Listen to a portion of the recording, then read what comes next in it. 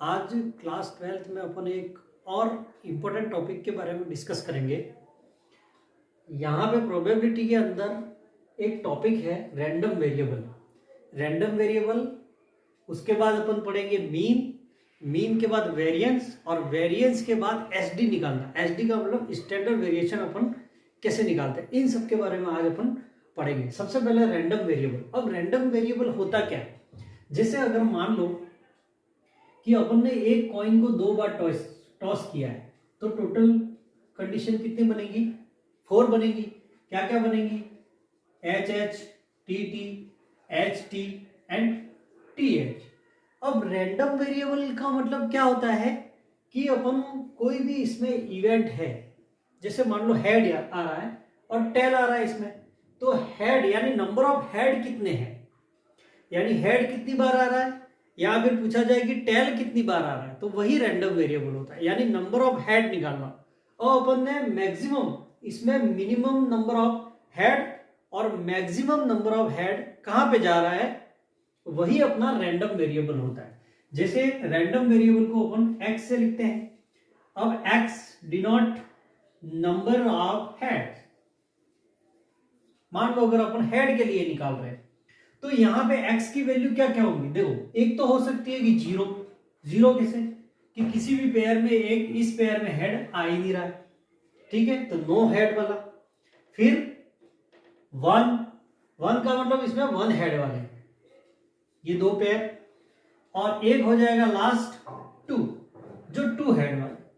तो ये जो रैंडम वेरिएबल है अपना, x की वैल्यू क्या क्या होगी? 0, 1 और 2। तो यही इसका आंसर है। तो रैंडम वेरिएबल का मतलब होता है जो भी इवेंट हमें दे रखा है वो मिनिमम कितने हैं और मैक्सिमम कितने हैं। जैसे यहाँ पे नंबर ऑफ हेड का हमें बनाना है, तो नंबर ऑफ हेड क्या हो सकते हैं इन चारों में? एक तो 0, एक भी बार हेड नहीं आए, या फिर 1 टाइम हेड आए, या 2 टाइम हेड आए। अब मान लो इसी कॉइन को अपन ने 3 बार उछाला है, तो टोटल कंडीशन कितनी बनेगी? 8।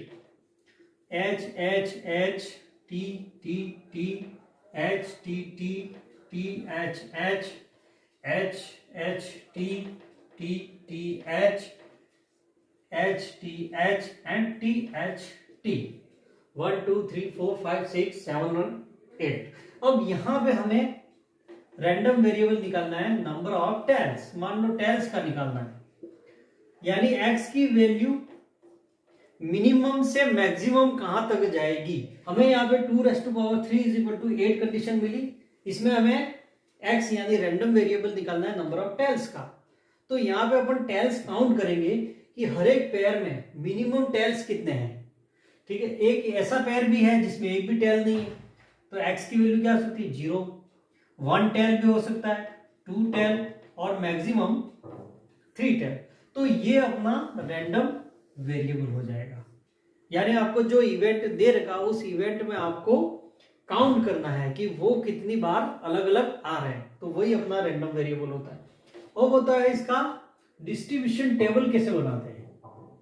डिस्ट्रीब्यूशन टेबल, इसकी जो डिस्ट्रीब्यूशन टेबल बनाते हैं वो अपन यहां पे तो लिख देंगे x, और यहां पे लिख देंगे px, या xi या pxi भी इसको कहते हैं। कभी कभी कैपिटल लेटर में x और px भी लिखा होता है, तो इस तरह से भी लिख सकते हैं।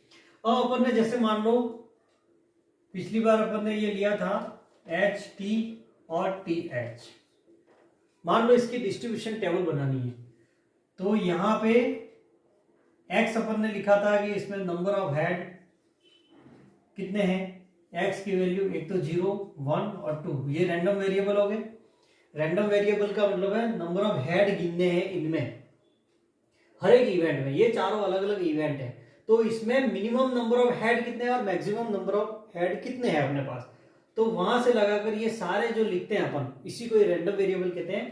तो नंबर ऑफ हेड, एक इस पेयर में एक भी नहीं है तो 0, फिर 1 हेड और 2 हेड। अब यहां पे क्या करेंगे, अगर इसी की डिस्ट्रीब्यूशन टेबल बनानी है तो अपन ये जो रैंडम वेरिएबल है वो तो ऊपर लिख देंगे 0, 1 एंड 2। अब आपको क्या करना है, pxi का मतलब इसकी प्रोबेबिलिटी निकाल के यहां पे लिखनी है आपको। जैसे P X is equal to 0, सबसे पहले पी एक्स इक्वल टू 0 की प्रोबेबिलिटी लिखेंगे।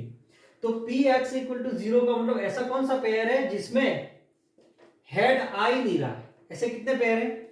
1 पेयर है, टी टी, तो 1/4, तो इसकी प्रोबेबिलिटी क्या हो गई यहाँ पे? 1/2। अब अपन निकालेंगे P X equal to 1। X equal to 1 का मतलब यहां पे एक्स किसको डिनोट कर रहा है? नंबर ऑफ हेड को, यानी 1 हेड वाले कितने पेयर है और उनकी प्रोबेबिलिटी क्या है?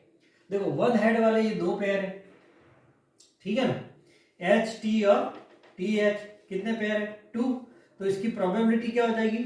2/4 यानी 1/2, तो यहां पे लिख देंगे अपन 1/2, ठीक है।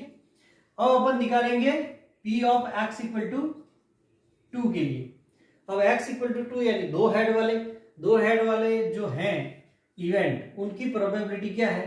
तो 1 पेयर है, तो 1 अपॉन टोटल पेयर कितने हैं? 4, तो 1/4। तो इस तरह से ये डिस्ट्रीब्यूशन टेबल बन जाती है। यहां पे एक बात ध्यान रखनी है कि sigma i is equal to 1 to n P of X I is equal to 1, यानी ये जितने भी पी एक्स आई ये आ रहे हैं, इन सबका सम जो है वो 1 आना चाहिए, ठीक है ना, और 1 आता ही है।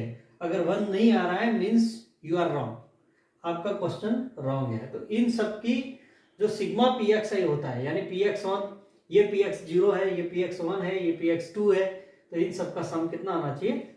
1 आना चाहिए, ठीक है। ये तो हो गया अपन डिस्ट्रीब्यूशन टेबल के बारे में। अब यहां पे मान लो हमें मीन निकालना है, तो मीन निकालने का formula sigma I is equal to 1 to n X I dot P X I, ये फॉर्मूला है।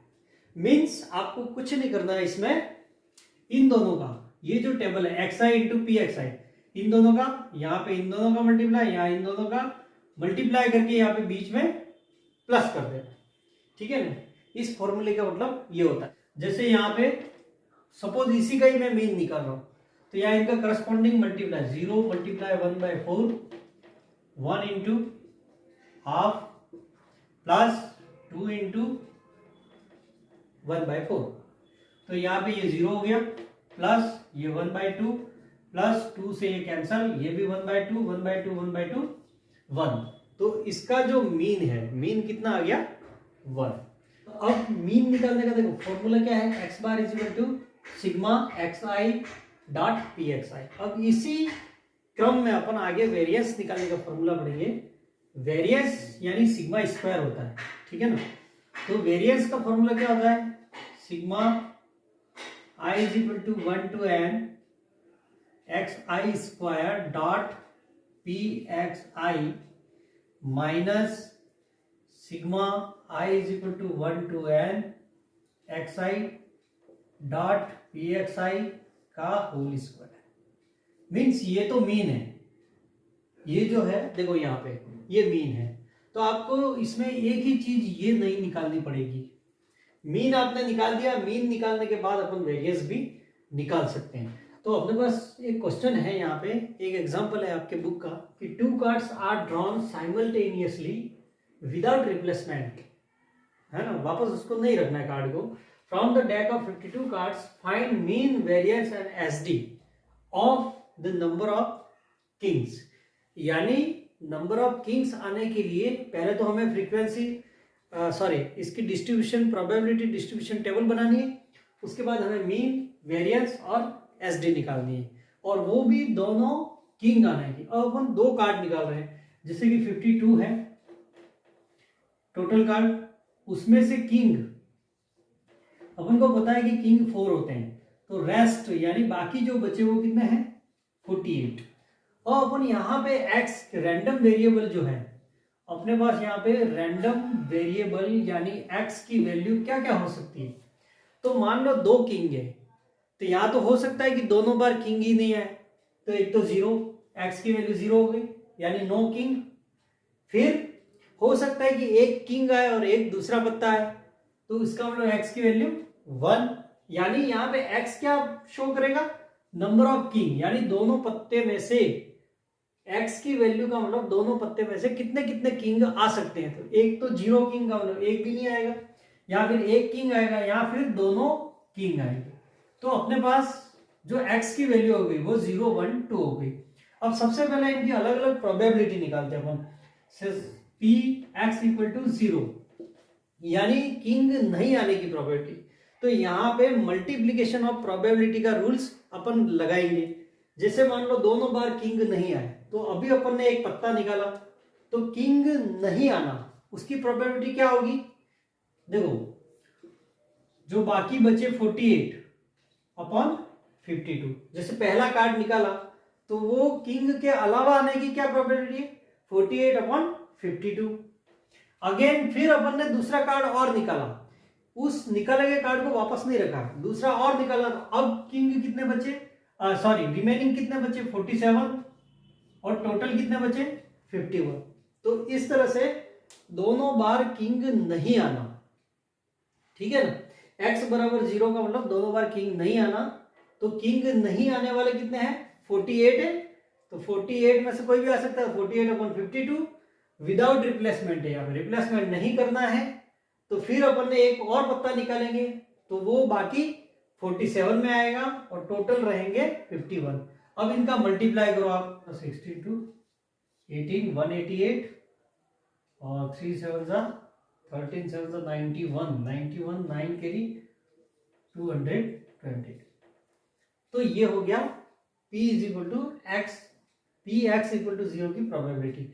अब अपन निकालते हैं पी एक्स इक्वल टू 1 के लिए, यानी एक किंग आना। अब एक किंग किस तरह से आ सकते हैं, मान लो पहला पत्ता किंग आ गया, तो उसकी प्रोबेबिलिटी क्या होगी। देखो यहाँ पे दो पेयर बनेंगे, मान लो पहला किंग आ गया और दूसरा पत्ता जो है वो अदर आ गया, ठीक है। या फिर हो सकता है कि पहला अदर आ गया और दूसरा किंग आ गया, तो यहां पे इन दोनों को प्लस करेंगे अपन, दो पेयर की कितनी है 4/52, और फिर उसके बाद अदर, क्योंकि रिप्लेस नहीं करना है तो अदर तो 48 है, लेकिन रिमेनिंग बचेंगे 51 प्लस यहां पे क्या होगा इस पेयर में, जैसे मान लो अभी 52 है, उसमें से अदर कितने हैं 48, अदर की क्या होगी 48/51। अब वो अदर पत्ता निकल गया, उसको अपन साइड में रखा। अब किंग आने की क्या होगी, किंग तो अभी 4 ही बचे 4 और टोटल है 51।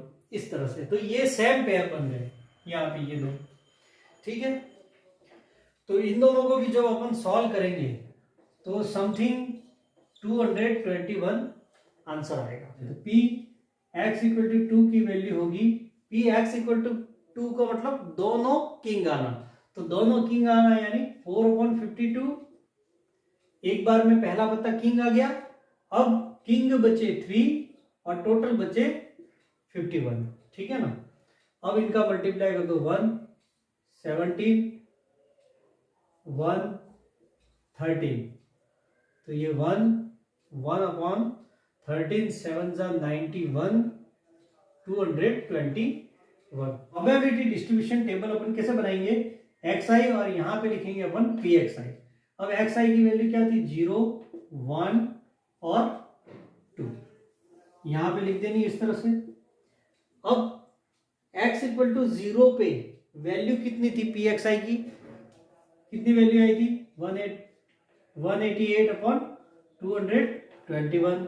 px इक्वल टू 1 पे कितनी वैल्यू आई थी 32/221, और px इक्वल टू 2 पे कितनी वैल्यू आई 101/221। तो इस तरह से ये प्रोबेबिलिटी डिस्ट्रीब्यूशन टेबल बन गई। अब अपन इसका मीन निकालेंगे,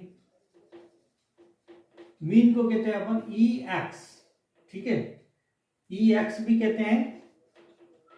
और इसका फॉर्मूला क्या होता है, अभी मैंने लिखवाया था sigma xi p xi।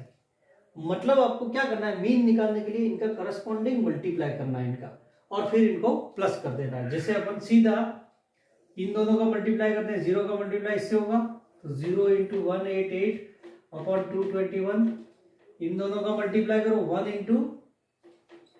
32/221, plus इन दोनों का मल्टीप्लाई करो 2 इंटू 1/221, तो ये तो 0 हो गया, प्लस यहाँ पे 32/221, ये आ गया 2/221, दोनों को ऐड किया तो 34/221, तो ये आपका आ गया मीन। अब अपन साथ में ही देखो, अगर आपको वेरिएंस निकालना है तो साथ में ही अपन इसकी वैल्यू भी निकाल देते हैं कि xi² pxi, इसकी वैल्यू भी अपन निकाल के रख देते हैं ताकि ये वेरिएंस में काम आएगा। जैसे ये तो हो गया ex, यानी इसकी वैल्यू तो अपन ने निकाल दी। ये है मीन निकालने के लिए सीधा इनका मल्टीप्लाई करके प्लस कर दो।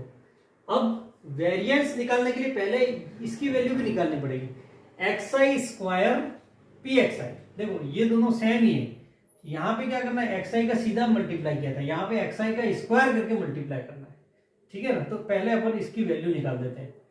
इसकी वैल्यू कैसे निकालेंगे, यहाँ पे देखो ये xi है, इसका स्क्वायर करके मल्टीप्लाई करना है।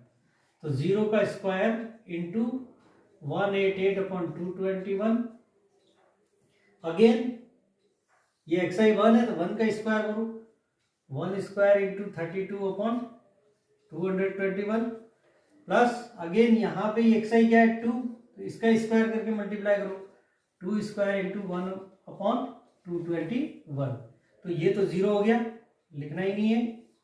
ये 1 का स्क्वायर 1, कोई फर्क नहीं पड़ेगा, ये 32/221 आया, प्लस यहाँ पे देखो 2 का स्क्वायर कितना होता है 4 का मल्टीप्लाई 4, तो ये 4/221, तो ये कितना हो गया 36/221। अब अपन निकालेंगे वेरिएंस। अब अपन निकाल सकते हैं यहाँ पे वेरिएंस।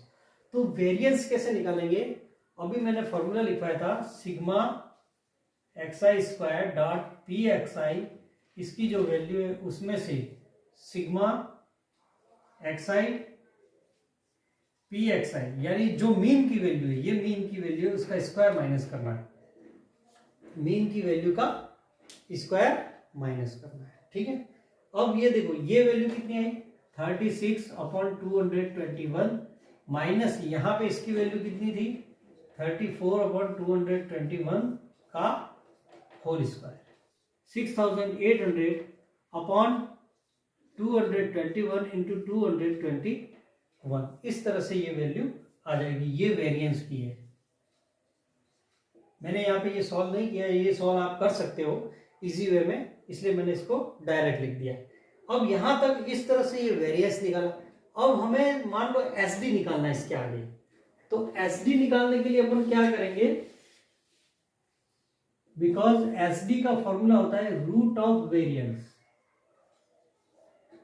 वेरिएंस की जो वैल्यू आ रही है उसका रूट निकालना है, तो अपन यहाँ रूट निकाल देंगे, रूट ऑफ 6800/221 इंटू 221, तो यहाँ पे रूट देखो 68 इंटू 100 कर देंगे इसको, और यहाँ पे इन दोनों नंबर में से एक नंबर बाहर आ जाएगा 221, तो यहाँ पे 100 का रूट 10 बाहर, तो 10√68/221, ये अपना आंसर, ये आ गया एसडी।